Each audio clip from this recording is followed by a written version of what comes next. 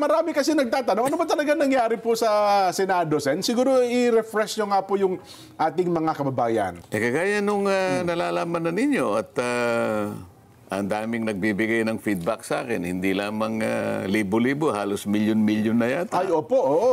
Na hindi nila matanggap-tanggap na ako po'y biglang pinalitan bilang chairman ng Blue Ribbon Committee.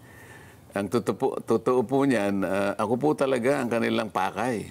Ang presidente po ng Senado, si Senator Chis Escudero, ay parang collateral damage lang po yun. So tama pa rin lumabas sa mga social media, Sen, na ang puntirya talaga kayo.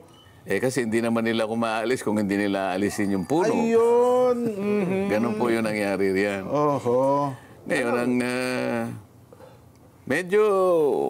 Hindi po ako nagsasabi nito. Ito po ay kinukonfirma ng napakarami pong mga kababayan natin na hindi po nila nagustuhan yung mabilisang pagpapalit ng liderato ng Blue Ribbon Committee.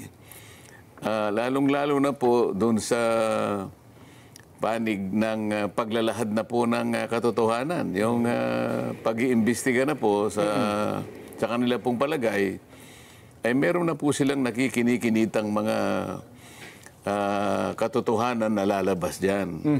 Papunta na po sa paghanap po natin ng kasagutan sa maanumalyang pagkakalatag ng mga proyekto na kung tawagin nga ay ghost projects.